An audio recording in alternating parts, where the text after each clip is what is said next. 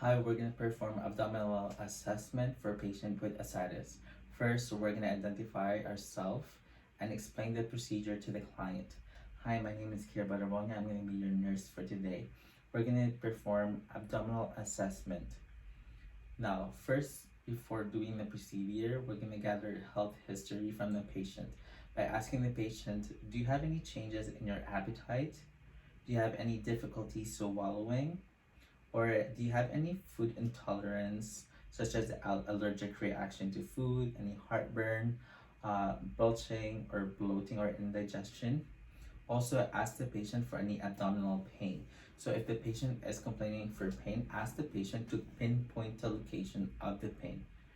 Also, ask the patient how did it start, how long have you had the pain, and ask the patient to describe the characteristic of the pain.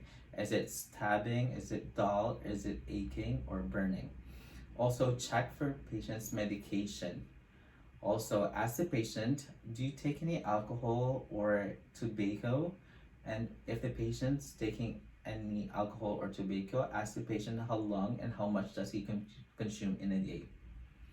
The next step is to prep the patient. So we're going to drape the patient, only exposing the abdominal area which we are going to assess. Also, ask the patient to empty the bladder and save the urine if specimen is needed. Keep the room in a room temperature to avoid chilling and tensing the muscles.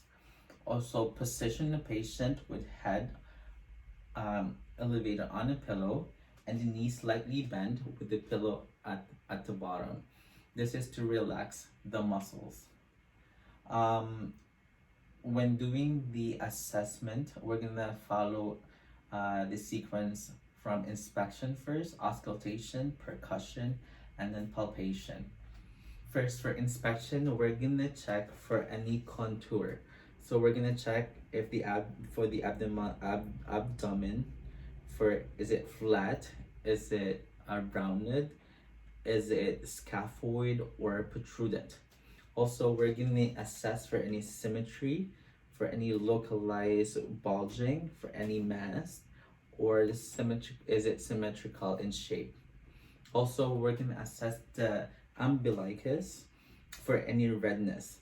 But for patients with ascites, the umbilicus is usually protruding because of the accumulation of water in the abdominal cavity.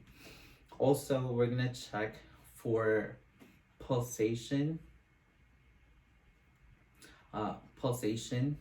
in the aorta, but usually pulsation in the aorta are not observed unless the patient is very skinny. Also, assess for the skin integrity of the patient, but for patient with ascites, usually the skin is glistering and tight because of the accumulation of fluid in the abdominal cavity. The next step would be to auscultate the abdominal area. So we're gonna listen for any bowel sound following the sequence from your right lower quadrant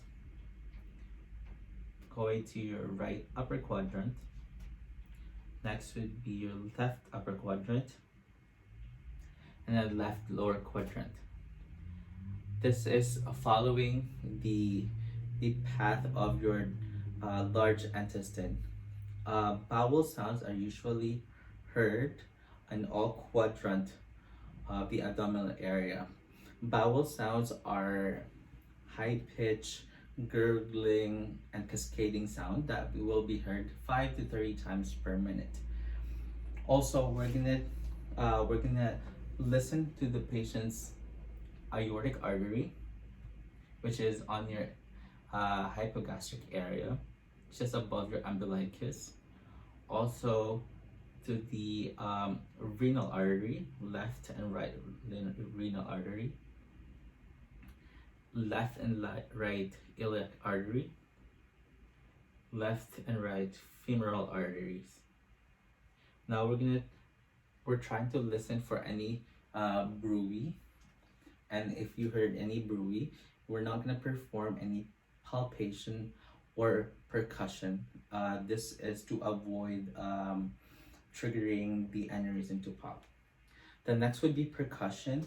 So for percussion, we're gonna perform a shifting dullness test. So we're gonna position the patient in a supine position, and we're gonna percuss the upper part of the abdomen following the same sequence.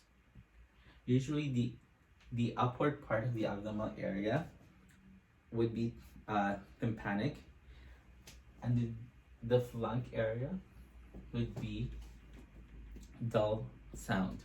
This is because the water will accumulate on the side because of the gravity.